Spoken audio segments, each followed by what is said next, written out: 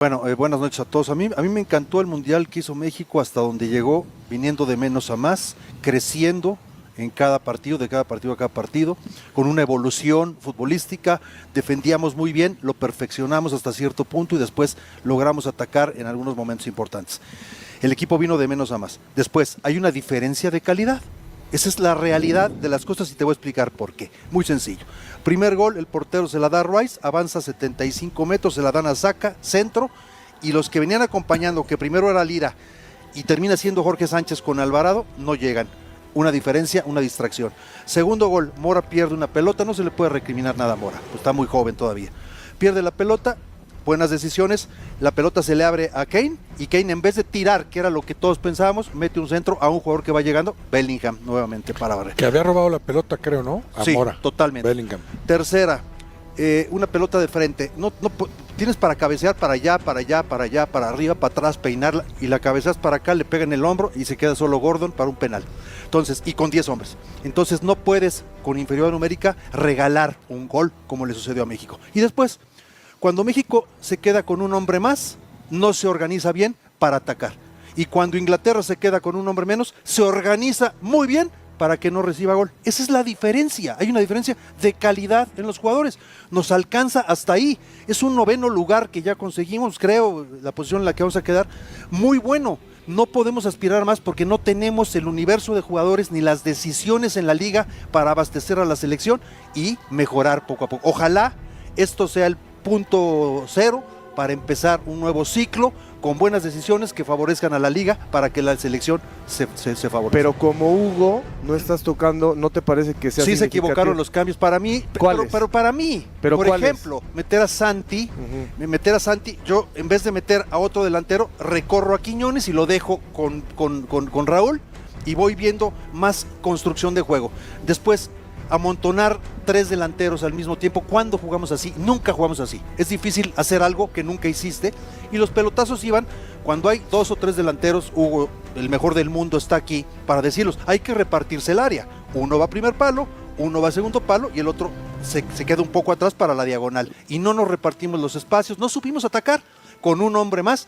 Sin embargo, ellos con 10 nos hacen un tercer gol. Esa es la diferencia, tan claro como eso. Pero no perdimos por los cambios.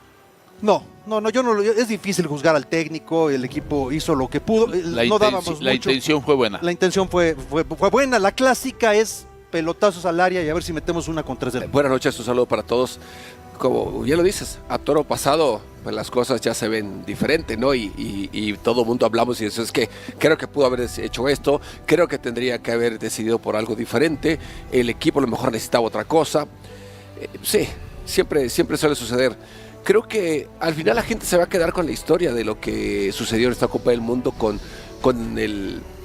la fase de grupos que tuvo, con el partido que tuvo contra Ecuador y que en este partido prácticamente lo intentó. De una u otra forma lo intentó, a balonazos, a pelotazos, a balones parados, a como sea, pero lo intentó.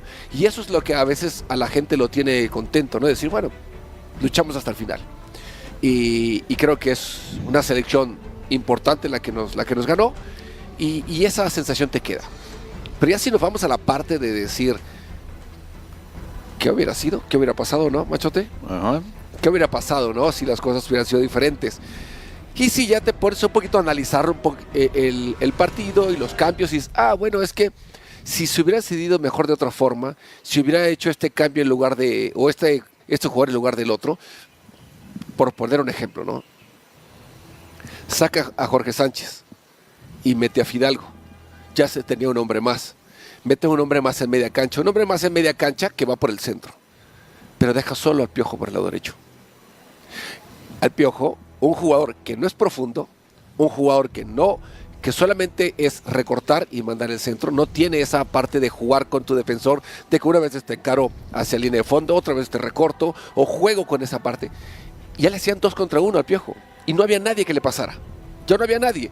Ya te limitaste en ese lado. De este lado sí tenías a un jugador con pierna izquierda, Gallardo, que dentro de todos, de los que esperábamos, siento que Gallardo, de los jugadores que él utilizó más, fue el que menos dio. Creo que le faltó un poquito más a Gallardo, tener un mejor mundial de todos los que jugaron más. Metiste 3 centros delanteros, 2 con mismas características. Raúl y Santi son muy parecidos. Y metiste a Memo, que es un jugador más de área, más clavado, más de juego aéreo. Pero si metiste esos 3, entonces ¿por qué te quedas por el lado derecho con un jugador que no tiene esa variedad, que no tiene esa oportunidad de mandarte un centro con la pierna derecha o pierna izquierda? Lo limitas, ya le ponían 2 contra 1, chao.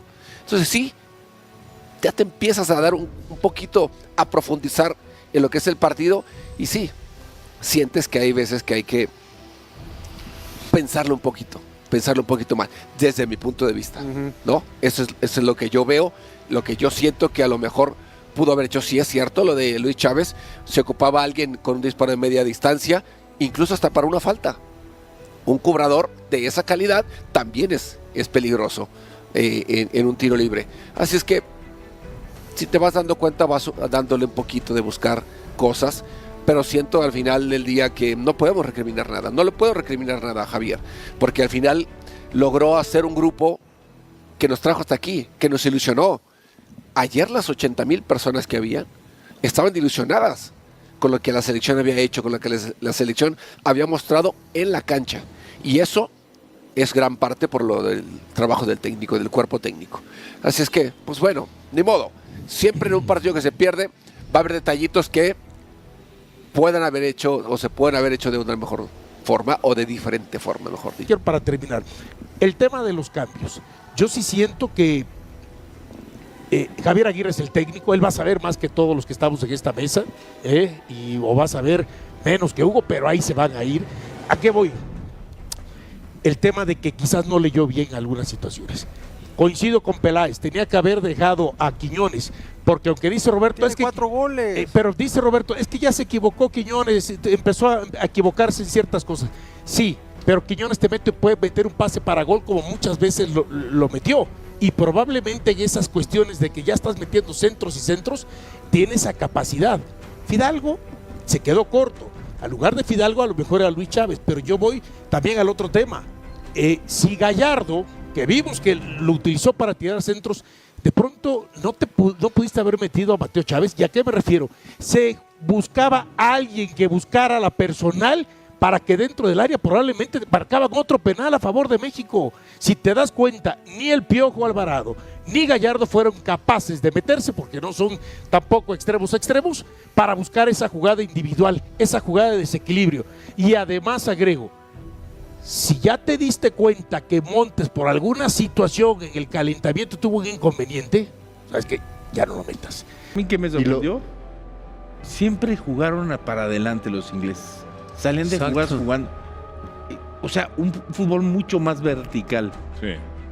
Aunque tuvo 70%. ¿Cuánto importa, tuvo de posesión pero fue No, 60, de 40. Fue muy productivo. Salían entre 2 o 3, tocaban hacia el frente y salían jugando. Oye, y en todas las previas hablábamos de esto del error, ¿no? Que el que cometiera menos errores iba a tener más posibilidades, y nosotros cometimos errores sabiendo que un error contra Bellingham se traduce en gol. Y fue no solo una vez, sino 2 veces seguidas. Lo que pasa es que al minuto 30, sí, los que estaban viendo, o sea, haciendo el partido decían, están muertos. El primer gol, pero de risa. 40 metros, los jugadores de México no lo pudieron agarrar. Y Bellingham después le gana, y después le gana también a Lira. O sea, Yo veía es inteligencia. a Harry Kane jalar, dije, no, ya. ¿Y? ¿No? O sea, es otro nivel. Ahora, yo no reprocho, te lo prometo, nada. Porque dentro de nuestras armas sí entregamos todo. Literal. Pero todavía no nos alcanza. No, pero yo también digo lo mismo. Por eso digo, también hay justo poner una calificación. A mí me gustó, hicieron un buen mundial. Y algunos se enojarán, y lo he escuchado y lo he visto, que cómo podemos decir eso, que siempre nos quedamos en lo mismo. Pues sí, pues eso es para lo que nos alcanza. sí. Yo no le recrimino nada ni a la selección ni a Javier. Y perdón, lo tengo que decir, ventanilla equivocada. Cuando llegó Javier Aguirre, yo dije, es el técnico más adecuado para esta selección, para el momento. Antes de la fiesta lo dije todavía más porque mejoró mucho en esos partidos, particularmente contra Portugal y contra Bélgica. Entonces, ahora dice Carlos Rodrigo Hernández que obviamente va a estar esperando todo mundo a Rafa Márquez. ¿A ustedes les gustaría ver a Javier Aguirre como un asesor arriba, como un jefe? ¿Ya no va a estar como director técnico o se va a ir a seguir su carrera como entrenador? No sé. A otro lado. ¿Quién sabe? Ahora, Oye, sí, que no el sabe. gran éxito de ¿Cómo esta, aparte del grupo y que del compromiso de los jugadores y que lo hicieron bien, es el tema del cuerpo técnico. Porque el mismo Javier dijo, a mí me están diciendo constantemente cosas y yo estoy haciendo caso, yo no soy el mismo de antes. Eso es fundamental también. Porque todos teníamos el temor de que Javier se aferrara a sus cosas, que mostrara otra cosa que nos sorprendiera. Nos sorprendió muy poco. Tal vez esto de los 3 centrodelanteros que los amontonó, que sacó Quiñones, podemos decir, por ahí se equivocó, pero si le salía. Pero si le salía. Si le salía. No hay nada que reclamar, creo que fue... Claro, muy bien. Lucharon, todo. Después hay un análisis. El que tú analices que va el fútbol de otra manera no quiere decir que estés criticando o reventando a la gente. Hay maneras de ver fútbol, pero creo que lo que dice Carlos, y lo decías ayer también, que lo que Javier hizo con esta selección, volver a unir la comunión con la gente que se había perdido. La comunión. Eso sí nadie lo esperaba, rescató. Y hoy, fortalecer al equipo como lo hizo, nadie lo yo esperaba. la verdad en la tarde puse a ver ahí las redes sociales y la cantidad de ingleses que alaban a la gente mexicana, que también hay que felicitarlos, porque muchas veces criticamos que tiran esto. Ayer todos los ingleses del estadio, el ambiente, la atmósfera, la gente al final bailando con ellos, felicitándolos. También hay que decir que un gran comportamiento de la afición que fue al estadio y la que no fue, porque también hubo otras zonas que los estaban felices. Yo Entonces, no le recrimino. la comunión que logró Javier y esta selección, hace rato que no se Yo no le recrimino nada a Javier, al contrario. Pero en el ambiente generalizado se habla de los cambios. ¿Fueron los mejores cambios? Y en el ¿Utilizaron 94, a los mejores Y cambios? en el 94 se habló Es que no que hizo cambios. con y el ahora que hizo periódico cambios. aquí No resultaron. podemos opinar lo que sean. Los cambios Cada que quien hizo tiene no una- resultaron, pero... Cada quien tiene una, Sí. una manera de ver las cosas y por supuesto que algunos... De no les sacar a gustó. Julián. Yo lo único que te voy a decir que es que no entendí por qué saca a Julián, que era su mejor hombre y que le estaba generando mucho peligro.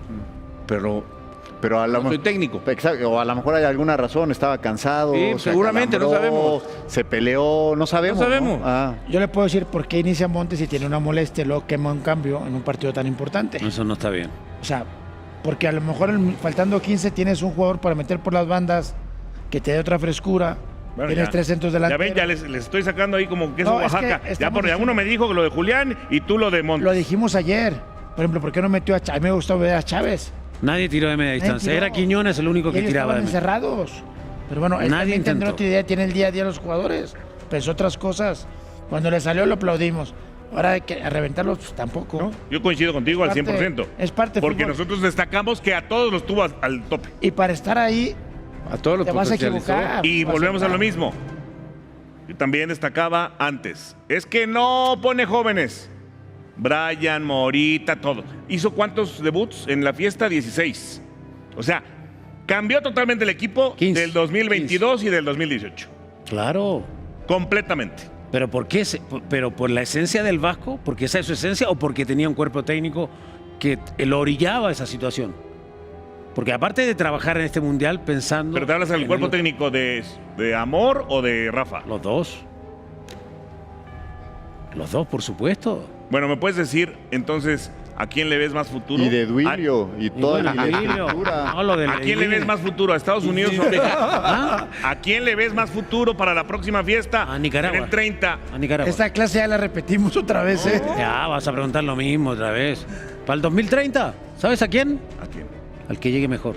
Bienvenidos una vez más a Debate MX, el canal donde analizamos sin filtros todo lo que ocurre alrededor del fútbol mexicano y del Mundial 2026. Hoy abrimos un debate que ha comenzado a tomar fuerza después de la participación de las 3 naciones organizadoras de la Copa del Mundo. Aunque México quedó eliminado en los octavos de final tras caer 3-2 frente a Inglaterra, numerosos aficionados, periodistas y analistas consideran que el país terminó siendo el gran ganador como anfitrión del torneo, incluso por encima de Estados Unidos y Canadá, ¿Cómo puede sostenerse una afirmación así cuando el Tri no logró llegar a los cuartos de final?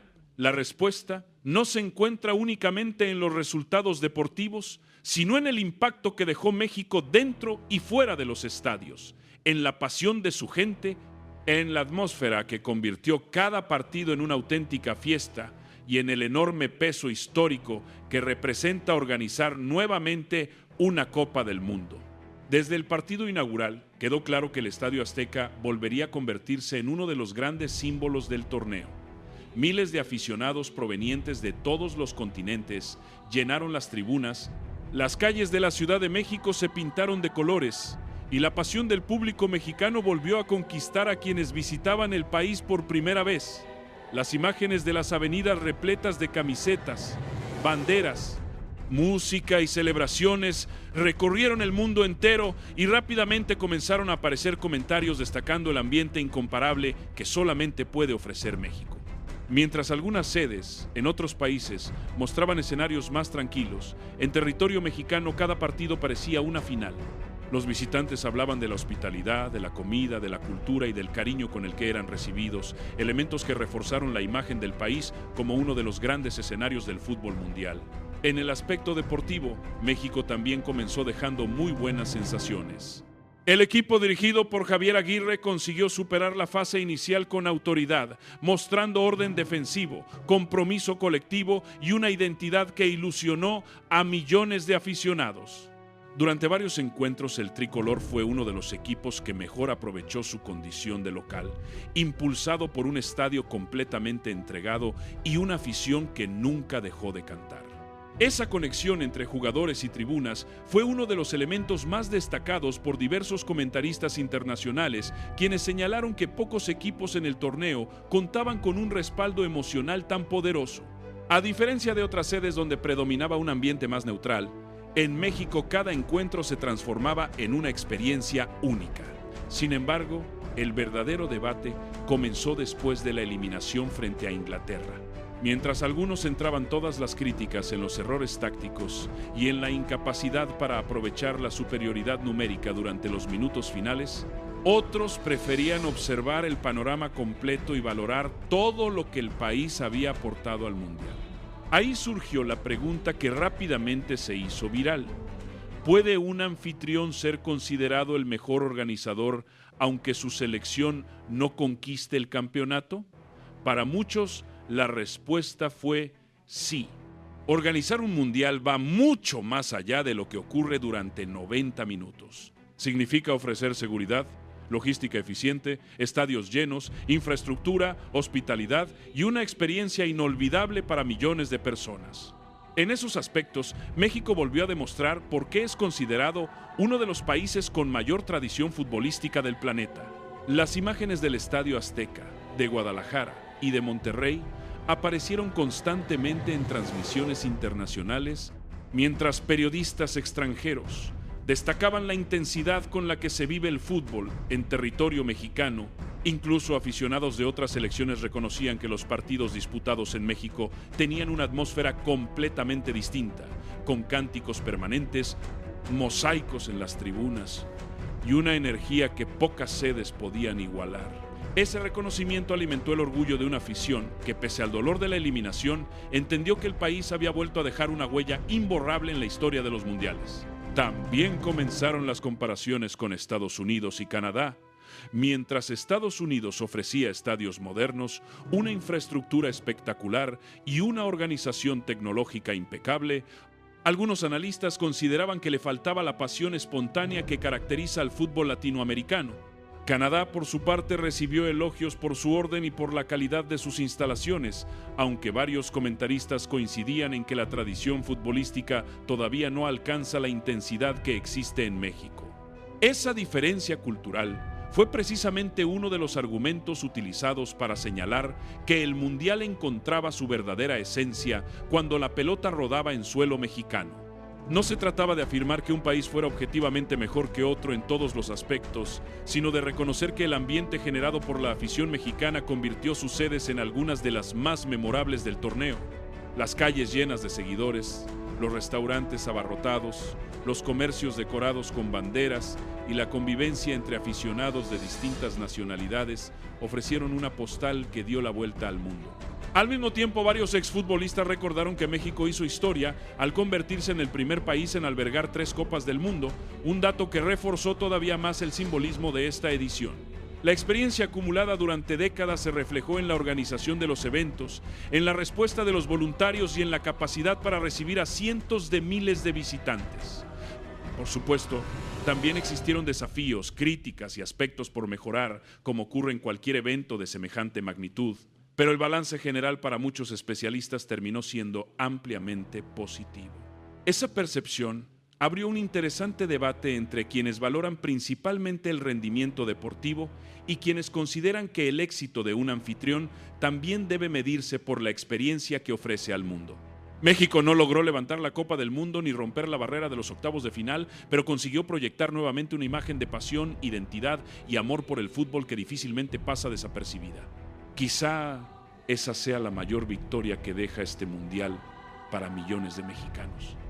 Demostrar que, incluso en medio de una eliminación dolorosa, el país sigue siendo uno de los escenarios más emblemáticos del fútbol internacional y un lugar donde este deporte se vive con una intensidad capaz de emocionar a cualquier aficionado sin importar el color de la camiseta que lleve puesta.